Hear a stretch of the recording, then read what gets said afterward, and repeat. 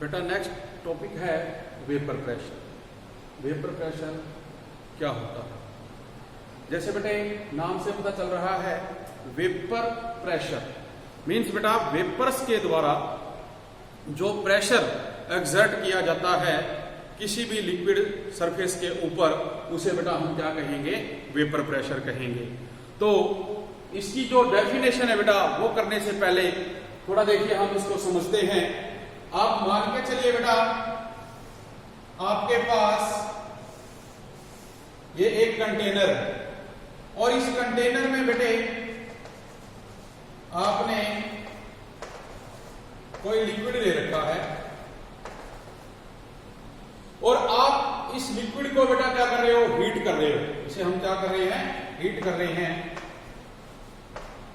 तो आप देखेंगे भी जो ये लिक्विड है बेटा ये वेपराइज होगा और इसके जो वेपर है वो इस एम्प्टी स्पेस के अंदर बेटे क्या होंगे? इकट्ठे होने शुरू हो जाएंगे।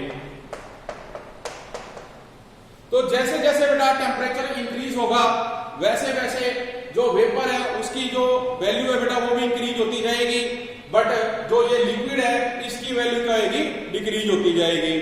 तो इसमें देखिए बेटा एक स्टेज ऐसी आएगी कि जब ये जो सारा एम्प्टी स्पेस है ये फिल हो जाएगा किससे? वेपर से। तो देखिए जब ये सारा जो है वेपर से बेटा फिल अप हो जाएगा तो जो इसके अंदर कुछ वेपर है बेटा वो क्या करेंगे? वो रैंडमली ये जो कंटेनर है इसका जो ये सरफेस है इसके साथ स्ट्राइक करना शुरू कर देंगे, टकराना शुरू कर देंगे बेटे। तो उससे क्या होगा? वो कंडेंस फॉर्म में आ जाएंगे। तो जितने बेटा वेपर जो है यहाँ पे इवेपोरेट हो रहे हैं उसी के अगेंस्ट बेटा जो वेपर है जो सरफेस के साथ टकराए इस कंटेनर के और कंडेंस हो गए, तो एक ऐसी स्टेज आएगी जिसके अंदर जो रेट ऑफ इवेपोरेशन है, जो रेट ऑफ कंडेंसेशन है उसके बराबर हो जाएगा। किसमें? इक्विलिब्रियम में। तो जब बेटा वो इक्विलिब्रियम स्टेब्लिश हो जाएगा तो उस इक्विलिब्रियम में हम ये कहेंगे कि जो rate of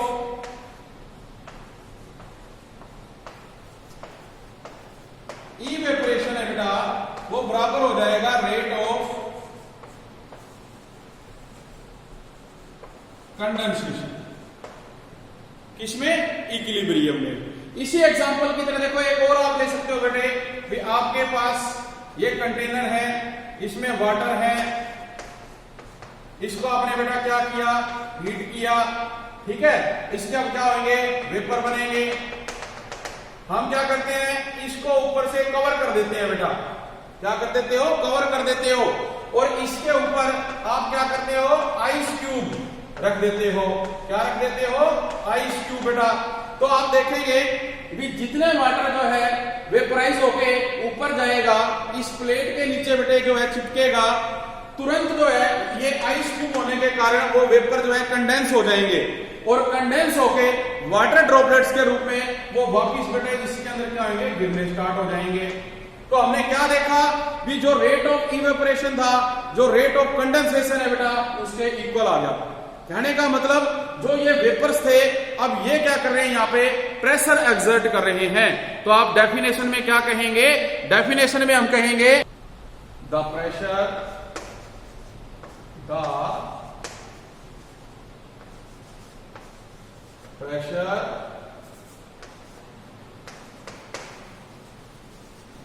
exerted by the vapors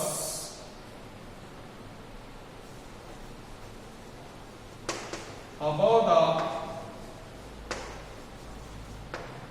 liquid surface in equilibrium। क्या कहता है बेटा वो? Be the pressure exerted by the vapors above the liquid surface in equilibrium with the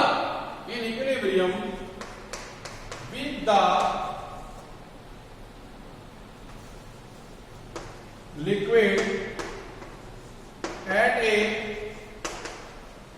given temperature। ठीक है जी।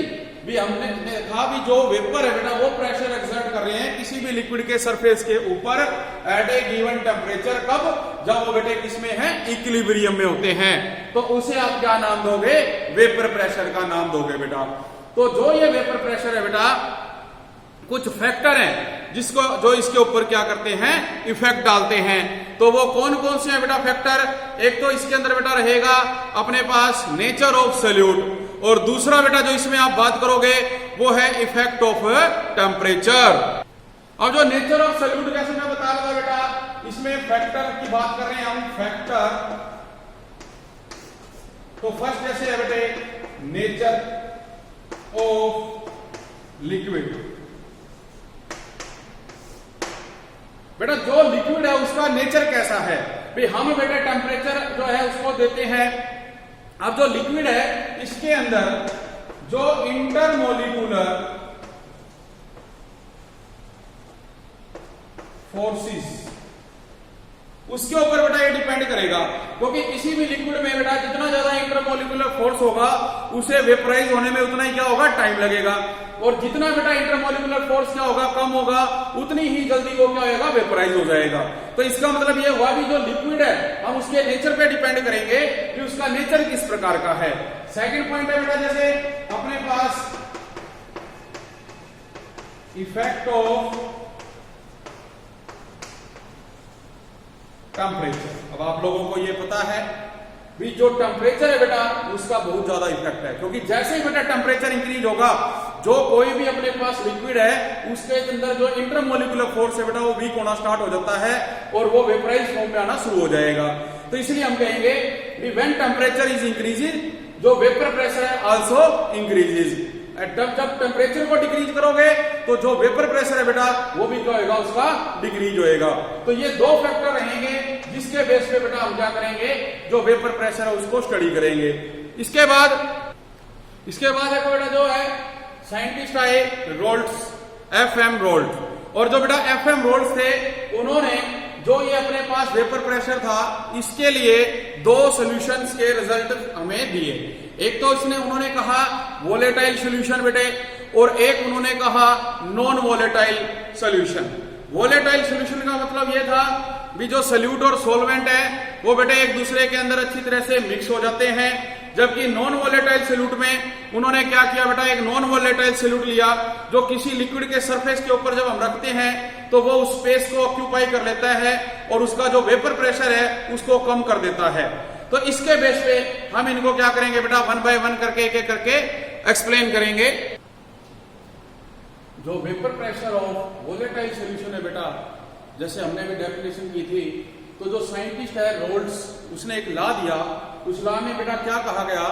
एट ए गिवन टेम्परेचर, किसी दिए हुए तापमान पे the partial vapour pressure of each component. मतलब बेटा भी जो आपका सॉल्यूशन है वो सॉल्यूट और सॉल्वेंट से मिलके बनता है। तो इसमें कितने कंपोनेंट हो गए? 2 कंपोनेंट हो गए। हम कहते हैं कि ये ए कंपोनेंट है और ये बी कंपोनेंट है। तो इसलिए वो कहता है कि जो पार्शियल वेपर प्रेशर है बेटा each component A and be in the solution is equal, वो इक्वल रहेगा product of the vapour pressure of pure component and mole fraction के। मतलब अगर हम मैथमेटिकली लिखें तो उसने कहा कि जो partial pressure of A component है वो किसके बराबर आएगा? Vapour pressure of pure component into mole fraction. आप इसे कह सकते हैं इक्वेशन नंबर 1। और सेम इसी तरह बेटा आप कहेंगे भी जो partial pressure of B component है वो किसके इक्वल होगा? प्रोडक्ट ऑफ प्योर जो अपने पास बेटा प्रेशर है वेपर प्रेशर बी कंपोनेंट का इनटू में XB। तो आप इसको ऐसे लिखोगे तो बेटा अपने पास ये दो इक्वेशन आ गई। अब आप याद कीजिए आपने किया था Dalton law of partial pressure. उसमें हमने कहा था कि जो टोटल प्रेशर है वो सम होता है ईच कंपोनेंट के पार्शियल प्रेशर का। तो PT बेटा किसके बराबर है? PA plus PB।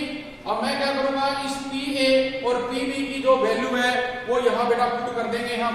तो देखिए क्या आएगा, PA not into XA plus PB not into बेटा क्या है XB। तो ये एक आपके पास देखो इक्वेशन आ गई बेटा। अब इसको हम और थोड़ा सा आगे सोल्व करें, जिसके अंदर देखो आपने बेटा किया था भी जो मोल फ्रैक्शन का सम होता है XA प्लस XB वो किसके इक्वल होता है, यूनिटी के इक्वल होता है। तो बेटा आप चाहे तो XA निकाल लो, अगर आप XA निकालते हो तो ये हो जाएगा 1 माइनस XB, और आप निकाल लो XB तो ये हो जाएगा बेटा 1 माइनस XA। तो ये हमारे पास यहां से XA और XB की वैल्यू आई। इन वैल्यूज को अब आप क्या करोगे, इस ऊपर वाली इक्वेशन में बेटा क्या करेंगे, पुट कर सकते हैं। तो जब बेटा हम इसको पुट करेंगे तो जो इसका रिजल्ट है वो थोड़ा और चेंज हो जाएगा। तो देखो बेटा मैं इसमें पुट करता हूं, PT इक्वल टू अपने पास है PA not into 1 minus XB। मैंने XA की वैल्यू रख दी बेटे, प्लस PB नॉट XB। इसको आप सॉल्व करोगे, ये इसके साथ बेटा multiply PA not minus PA not XB plus PB not XB। अब आप देख सकते हैं इन दोनों में बेटे XB कॉमन आ रहा है, तो अपने पास क्या बनेगा, PA not plus PB not minus PA not into XB। तो अपने पास बेटा एक इक्वेशन देखो और आपके पास ये आ गई, जिसमें आप देख रहे हैं जो PT है वो किसके इक्वल आ गया, PA not plus PB not minus PA not into में XB। याद कीजिए आप एक स्लोप की इक्वेशन करते हो mx प्लस c, तो जो m है बेटे ये स्लोप है। सेम इसी तरह देखो अपने पास क्या है, ये m है, ये x है, प्लस बेटा ये क्या है c, तो अपने पास ये क्या रहेगा, स्लोप रहेगा। तो इस तरह से हमने क्या किया, जो अपने पास P टोटल है बेटा कोई भी वोलेटाइल सॉल्यूशन के लिए उसकी वैल्यू कैलकुलेट कर ली। अगर आप x1 की वैल्यू 1 माइनस XB नहीं पुट करना चाहते तो बेटा आप XB की पुट कर लो, वो क्या रहेगी 1 माइनस XA। इसी तरह से आपके पास क्या आएगा, रिजल्ट आ जाएगा। फिर देखिए अब इस रिजल्ट को अगर हम किसकी फॉर्म में लेना चाहें, मोल फ्रैक्शन की फॉर्म में लेना चाहें, तो बेटा आपका जो रिजल्ट है वो थोड़ा सा और चेंज हो जाएगा। अब देखिए बेटा अगर हम ये कहें कि इफ जो YA and YB are the mole fraction of component A and B in the vapor phase, then अपने पास बेटा रिजल्ट क्या बनेगा, YA is equal to partial pressure of A component divided by sum of total pressure। तो ये आ जाएगा बेटा। अब इसमें आपको पता है भी PA प्लस PB किसके बराबर होता है, P टोटल के। P टोटल क्या है, PA प्लस PB। तो देखो मैं इसको लिख देता हूं, PA डिवाइड बाय बेटा क्या आ जाएगा, PT। तो YA किसके इक्वल हो गया, PA डिवाइड बाय PT के। सेम इसी तरह बेटा YB किसके बराबर आएगा, PB divide by PA plus PB। ये बेटा वही बन जाएगा PB डिवाइड बाय में P टोटल। तो अपने पास रिजल्ट हो गया YA equal to PA divide by P total, और दूसरा आ गया बेटा YB equal to PB divide by P total. तो इसकी सहायता से भी हम बेटा न्यूमेरिकल्स कर सकते हैं, जो आपको क्वेश्चन जो है आ सकता है। तो इसके बेस पे हम एक न्यूमेरिकल करते हैं बेटा। अभी छोटा सा क्वेश्चन है बेटा, an aqueous solution of glucose.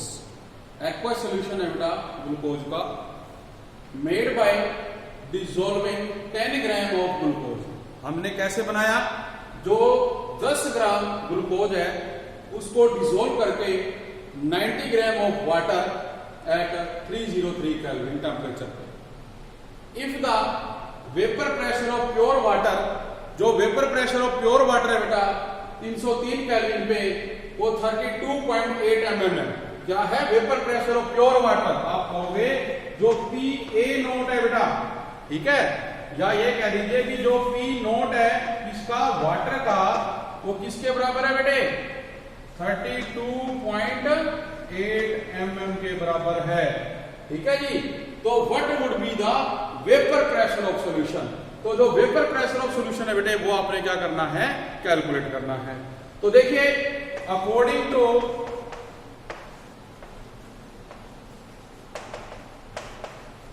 Roles law, जो बेटा पार्शियल प्रेशर होता है PA, वो किसके बराबर होता है? तो vapour pressure of pure component into mole fraction. और देखिए इसमें जो ये है बेटा PA नोट, PA नोट, ये है वेपर प्रेशर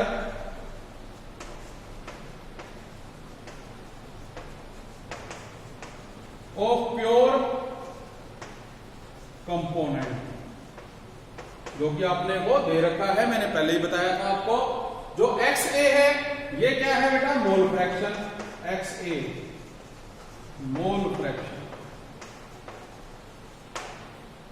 और इसकी वैल्यू बेटा हमें नहीं दे रखी, ये हमें पहले कैलकुलेट करना पड़ेगा.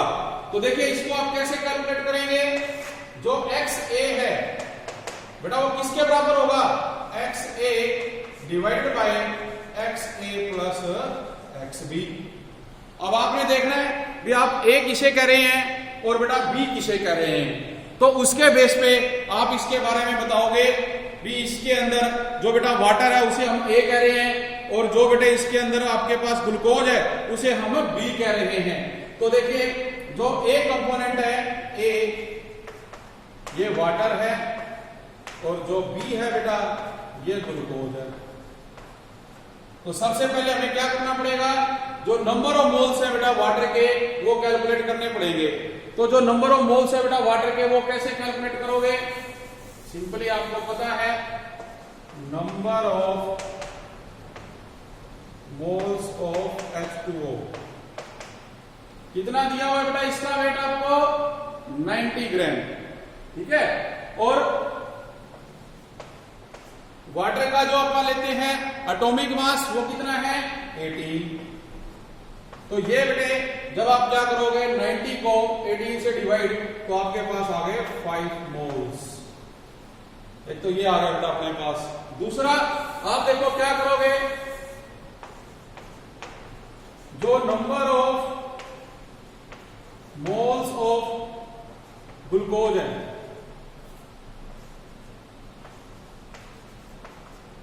इसमें बेटा देखो कितने दी आपकी ग्लूकोज? 10 ग्राम दी हुई है.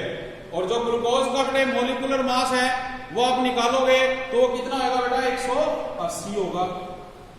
ग्लूकोज जो होता है C6 H12O6, ये 180 के इक्वल है बेटा. तो इसको आप सोल्व करोगे तो 10 को जो 180 से आप डिवाइड करोगे तो बेटा ये आएगा 0.0566 मोल्स के.